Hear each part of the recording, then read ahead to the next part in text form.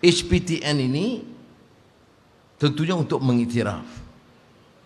Tapi mengiktiraf dalam keadaan sekarang, dunia dah berubah. Golongan profesion teknikal sudah bertambah.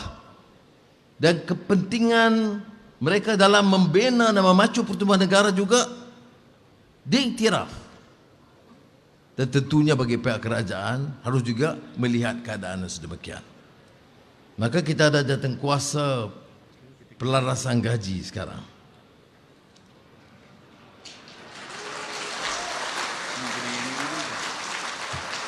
Dan kita tahu pejabat awam 10 tahun dah sudah sampai tempoh dia, belum ada pelarasan. Saya telah mula mengadakan pertemuan dan minta JPA siapkan, tapi saya ingin bagi jaminan satu perkara. KSN pun ada di sini. Bahawa dalam menilai semula seluruh sistem pelarasan gaji ini, soal profession teknikal itu mesti diberikan keutamaan.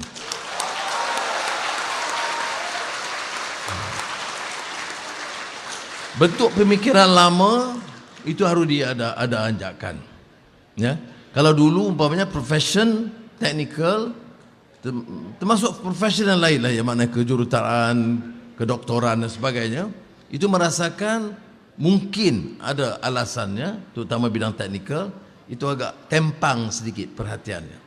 Saya ingin bagi jaminan, insya-Allah kita akan dalam kajian semula ini, yang mungkin mengambil masa agak panjang, dan badan-badan profesional yang juga diwakili hari ini harus berikan input yang cukup. Janganlah minta lebih-lebih pula. Yang munasabah, tetapi tentunya perlu kita beri perhatian. Kalau kita umpamanya terima kenyataan TVET sekarang sudah berbeza. Bidang kejuruteraan, bidang teknikal, bidang IT, digital, teknologi itu sudah diperlukan sangat amat di dalam negara kita. Tetapi pengiktirafan dari segi kerajaan, dari pelarasan gaji tidak berubah, tak munasabah. Jadi anjakan ini perlu. Semua bicara anjakan. Apa dia anjakan ini? Paradigm. Anjakan itu ialah paradigm shift. Tapi selalunya kefahaman tentang paradigm shift ini tidak sangat mendalam. Yang mula menyebut tentang paradigm shift ini ialah seorang pemikir, seorang sosiologis, Thomas Kuhn. Dan bila dia sebut paradigm shift ini, dia tak anggap macam kita buat pindaan sedikit-sedikit, tak. Bila kita katakan anjakan ini, dia melibatkan perubahan yang agak drastik. Seperti mana dalam pelarasan gaji harus ada anjakan. Bukan perubahan sedikit-sedikit bagi alam tambahan, bagi teknik, tidak.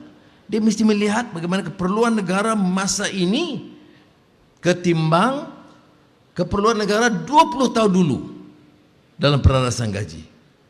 Maka keutamaannya adalah untuk mengangkat, sementara bidang profesion lain termasuk perkhidmatan awam umumnya itu sangat diperlukan, tetapi pendekanan terhadap golongan dan profesion teknikal juga sangat mendesak. Ini yang disebutkan paradigm shift.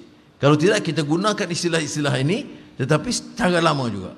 Sebab itu kadang-kadang sebahagian rakan-rakan saya itu sama sedikit kurang senang dengan asakan dan gesaan saya. Negara ini tidak boleh terangkat kalau sikap lama. Jadi pemimpin mesti kaya, jadi Perdana Menteri mesti bagi projek pada anak menantu. Kalau tidak ada ketegasan untuk perubahan ini, dia tidak ada anjakan, tidak ada reform. Sebab itu saya bangga bukan saja kepada Encik Alex yang ada di sini atau Timbalan Menteri Rahman, tetapi sekurang-kurangnya ahli jemaah menteri sekarang tahu apa saja projek, apa saja keputusan dibuat tidak boleh dilakukan tanpa langkah yang telus melalui proses tender yang transparan. Dan ini kita tekankan. Is it easy? No. Sebab puluhan tahun kadang-kadang kita biasa dengan cara lama. Ada orang kata, saya buat apa jadi Perdana Menteri kalau tak ambil duit? Bodoh lah. Ya.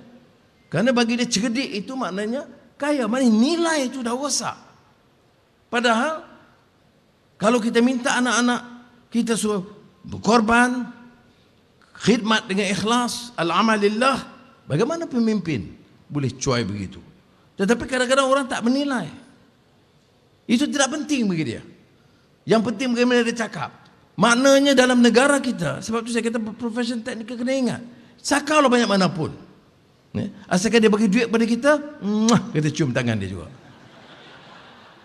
Jadi nilai kita sudah rosak, runtuh. Kita bicara soal anjakan paradigma. Kita bicara soal reform. Kita bicarakan soal kemegahan negara. Mengangkat martabat, harakat, darajat negara. Tetapi kita masih terperangkap dengan pemikiran lapuk dan jumud dan merendahkan martabat manusia dan akal budi. Sebab itu saudara, saya pun rakan-rakan di semua kementerian, di kalangan pejabat awam, fahami, tak semestinya setuju dengan saya dalam semua perkara. Tetapi satu perkara, dengan umur saya, dengan pengalaman saya, dengan liku-liku pasang surut naik turun, lebih banyak turun dari naik, lebih lama di penjara dari di luar, apa yang saya pelajari dan apa harus saya lakukan? Selamatkan negara ini pada amalan jijik menyakau hak rakyat. Ini mesti kita selamatkan.